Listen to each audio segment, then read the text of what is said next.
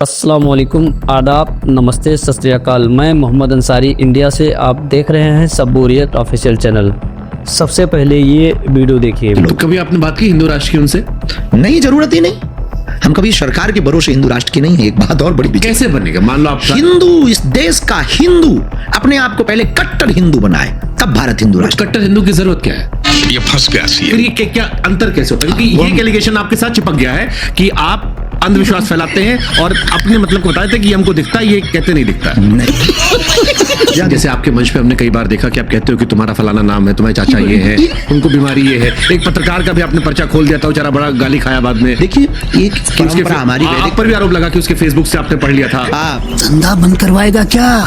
देखिए, 140 साल बाद फिर आपने स्टेटमेंट एक दे दिया था कि जो कुंभ नहीं आएगा वो देशद्रोही है। वो देशद्रोही है। नहीं, पापी नहीं, हमने देशद्रोही कहा था। हाँ, ये आकर्षित नहीं किया। आपने जब ये कह दिया कि जो नहीं आएगा वो देशद्रोही है, तब देखिए, जिन्हें मान लीजिए कोई आदमी सियाचिन में नौकरी कर रहा हो या बॉर्डर पे हो, या मेरे सब पत्रकार जो दिल्ली इलेक्शन कवर कर रहा था, अब आपने हम लोग को देशद्रोही बना दिया। भैया यही।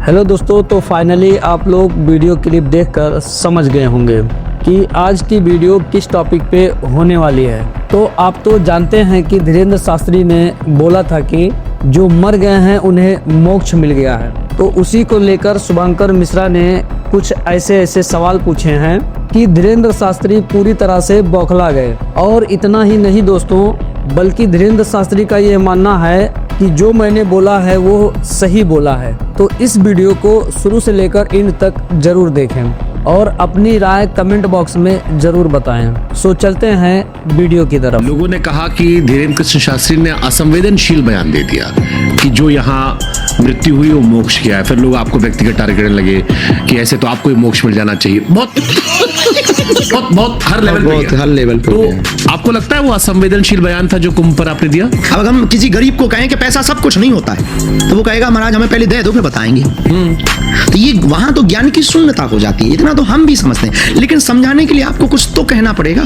तो हमारे अर्थ का अनर्थ कर दिया लोगों ने। इस बात का हमें बहुत कष्ट है, इस बात का हमें दुख है कि आपने जो बोला ठीक बोला है। आपने जो हमारे किसी ने कहा कि हम आपको मोक्ष दिला देंगे, वो सब अपनी अपनी बातें उनकी जगह ठीक है। जिनकी जैसी श्रद्धा होगी वो अपने अपने हिसाब से वो ठीक कह रहे हैं, क्योंकि उस बात पर तंज कस रहे थे कि अगर ऐसे मोक्ष मिलना धीरेन्द्र शास्त्री जी को हम धक्का दे दें। हाँ बिल्कुल हमने वो सुना, बहुत लोग वो सुना है। तो उनका अपनी जगह कहना ठीक है, चूंकि वो समझ नहीं पाए हमारे तत्व को, समझ अर्थ का अनर्थ निकाल दिया, इसलिए उनके शब्द मुंह से ऐसा निकल रहा है। हमारा किंचित मात्र भी ऐसा उद्देश्य नहीं था। झूठ पे झूठ बोलती जा रही है, शर्म नहीं आती? इसको एक और इसमें कोट करता हूँ। एक शंकराचार्य, उन्होंने कहा कि आप भाजपा सरकार के प्रचारक के तौर पर काम करने लगे वहां पर, कि सरकार पर सवाल कवर करने के लिए आपने वो लाइन बोली। नहीं, ये तो ये फंस गया सी है। 140 साल वाला जो थ्योरी थी, 140 साल बाद कुंभ हो रहा है, ये गलत फैलाया गया था। ये नहीं है, ये हर बार फैला दिया जाता है। देखिए 140 साल बाद फिर आपने स्टेटमेंट एक दे दिया था कि जो कुंभ नहीं आएगा वो देशद्रोही है। वो देशद्रोही नहीं, पापी नहीं, हमने देशद्रोही कहा था। हाँ, आकर्षित नहीं किया। आपने जब ये कह दिया कि जो नहीं आएगा वो देशद्रोही है, देखिए जिन्हें मान लीजिए कोई आदमी सियाचिन में नौकरी कर रहा हो या बॉर्डर पे हो, या मेरे सब पत्रकार जो दिल्ली इलेक्शन कवर कर रहा था, अब आपने हम लोग को देशद्रोही बना दिया। भैया यही सही पकड़े हैं। यही सबसे बड़ी इस देश की दिक्कत है। तथ्य कब हमने ये बोला? किसी ने ये तर्क दिया, कमेंटमेंट किया है कि जो कुंभ में जा रहे हैं वो पापी है। तो ये पूछा जाता है हमसे क्वेश्चन। हमने कहा जो कुंभ में जा रहे हैं तो भगवान की बड़ी कृपा है कि पापी है, पर वो ये प्रमाण दे दें कि वो पापी नहीं है। और जो नहीं आ रहे हैं, जिन्हें गंगा से प्यार नहीं, गंगा तो सबकी है, सही बात है, जीवनदायिनी, तो जो जिन्हें गंगा से प्यार नहीं, जिन्हें जीवनदायिनी नदियों से प्यार नहीं, जिन्हें प्रकृति, भले ही तुम्हें सनातन से नफरत हो, पर गंगा से तो प्यार होना चाहिए, क्योंकि इस देश की जीवनदायिनी नदी है। इस देश की जीवनदायिनी नदी नर्मदा है, सरस्वती है। और तुम्हें त्रिवेणी से प्यार नहीं है, तुम्हें गंगा से प्यार नहीं है, तो निश्चित रूप से तुम देशद्रोही हो। तो आपने ये नहीं कहा था, आप ये कह रहे हो। अरे हमने ये कहा है कि भैया आपको अगर संगम से प्यार नहीं है, महाकुंभ से अगर प्यार नहीं है, तो आप देशद्रोही हो। उसमें क्या संदेह? क्योंकि मैसेज ये गया कि आपने कहा जो नहीं स्नान करने आएगा वो देशद्रोही है। बेझिझक, ये भी कोई गलत नहीं बोला। तो दोस्तों, जैसा कि धीरेन्द्र शास्त्री बता रहे हैं कि जो मैंने देशद्रोही बोला है वो सही बोला है, ना कि कोई गलत। तो आप लोग अपनी राय कमेंट बॉक्स में जरूर बताएं और वीडियो को एंड तक जरूर देखें। चलते हैं वीडियो की तरफ। जरूर देखें। हाँ, मन भी तो पहुंचे, पर वो विस्तार से पूछा किसने? हाँ, तो जो जाना जो किस- मन से भी स्नान कर गए या वो जिनके भी तो परिवार के लोग गए और एक अब एक पहुंच गया, नहीं जा सकते। या एक डब वहां से जल गंगा जल ले आए और घर पे छिड़क लिया, तो उनको भी तो पुण्य मिलेगा ना महाराज जी। संयम।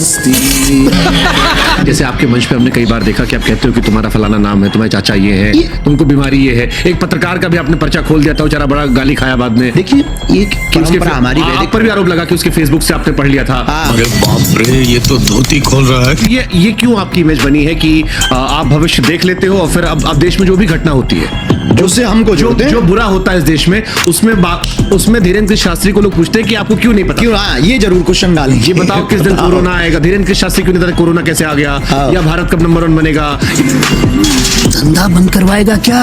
अब एक वैदिक, हाँ वो पिछले समय में, हाँ। ऐसे तो बहुत दुनियादारी के लोग हैं, वो तो चलते ही रहते हैं, कुछ ना कुछ तो बोलते फिर ये क्या अंतर कैसे होता है? क्योंकि ये एलिगेशन आपके साथ चिपक गया है कि आप अंधविश्वास फैलाते हैं और अपने मतलब को बताते हैं कि हमको दिखता है, ये कहते नहीं दिखता है। हमें उस व्यक्ति से नफरत है जो सल्तन से जुदा करने की बात करता है, जो भारत तेरे टुकड़े होंगे, जिन्हें वंदे मातरम गाने में दिक्कत है, जो राम की यात्रा पर पत्थर फेंकते हैं, जिन्हें सीता पर कमेंट करने में मजा आता है, वो फारूकी। हमें ऐसे लोगों से बहुत नफरत है जो 15 मिनट की बात करते हैं। बवाल करवाओगे महाराज आप, आपके साथ हमको लपेटेंगे लोग। तो कभी आपने बात की हिंदू राष्ट्र की उनसे? नहीं, जरूरत ही नहीं। हम कभी सरकार के भरोसे हिंदू राष्ट्र के नहीं है। एक बात और बड़ी दिक्कत, कैसे बनेगा? मान लो आप हिंदू, इस देश का हिंदू अपने आप को पहले कट्टर हिंदू बनाए, तब भारत हिंदू राष्ट्र। कट्टर हिंदू की जरूरत क्या है? बिल्कुल जरूरत है। इसलिए जरूरत है कि तुम्हारे सामने तुम्हारी रामचरितमानस फाड़ी जा रही है, तुम चुप बैठे हो। तुम्हारे सामने पालघर के संतों को मारा गया, तुम चुप बैठे हो। तुम्हारे सामने कोलकाता की बेटी का रेप किया गया, तुम चुप बैठे हो। तुम्हारे ही सामने तुम 9 राज्यों में अल्पसंख्यक हो गए और तुम्हें पता नहीं चला। तुम्हारे ही सामने 1996 से मणिपुर जल रहा और तुम्हें पता नहीं चला। तुम्हारे सामने बहराइच की घटना हो गई और तुम्हें पता ही नहीं। ना तुम्हारे सिर पर जू रेंगते, ना तुम चर्चा करने हो, तुम डरते हो। उनके पास तो न जाने क्या क्या है और तुम्हारे घर पे तो आजकल लाठी भी नहीं बची, माला तो ठीक है, भाला भी नहीं बचा और तुम कहते हो हम हिंदू हैं। मस्तक का टीका फीका हो गया, उनकी टोपी अभी तक नहीं उतरी और तुमने अपनी धोती कब की उतार दी। जली ना, तेरी भी जली ना। तुमने मालाएं कब की उतार दी। तुम्हें हिंदू कहने में शर्म लगती है और तुम कहते हो कि हम हिंदू हैं और नारेबाजी करके कमेंट करके तुम चल पड़ते हो। नहीं, इसकी हिंदुओं के अंदर हिंदुत्व भरना है। और संविधान संविधान तो 125 बार से ज्यादा समय उसमें सुधार हो चुका है। एक बार अगर हिंदू राष्ट्र की हो जाता है तो कोई बुराई नहीं। तो ये तो बिना पॉलिटिकल मूव के होगा नहीं। आप कह रहे पॉलिटिक्स में जाओगे? पॉलिटिक्स की हमें जाने की जरूरत ही नहीं है। जब हिंदूवादी विचारधारा के कट्टर लोग इस देश में होंगे, जब इस देश का 140 करोड़ की जनसंख्या वाले देश में 100 करोड़ हिंदू एक विचारधारा के साथ जिएंगे, तो निश्चित रूप से वहां पर संसद में रहने वाले भी तो हिंदू हैं। तो आप किंग मेकर बनोगे। धन्यवाद। तब तक हम रहेंगे भी कि नहीं रहेंगे, ये भी हमारा कोई ड्रीम थोड़ी है। 500 साल राम मंदिर को इस देश में लग गए, हिंदुओं जैसा कोई बुज़दिल तुम्हें लगता है कोई होगा? 500 साल तुम्हें राम मंदिर के लिए लग गए, तो हिंदू राष्ट्र के लिए तो 1000 साल तो लेके ही चलो। तो दोस्तों, जैसा कि आप लोगों ने देखा कि जब इनसे पूछा गया कि तुमने जो बोला देशद्रोही के बारे में वो गलत है, तो धीरेन्द्र शास्त्री उस बात को छोड़कर सिर्फ हिंदू और मुस्लिम करने में लगे हैं। इस वीडियो के रिलेटेड आपको कुछ कहना तो कमेंट करके ज़रूर बताएं। अगर वीडियो पसंद आई हो तो लाइक और चैनल को सब्सक्राइब करना ना भूलें और जल्दी मिलते हैं नेक्स्ट वीडियो में।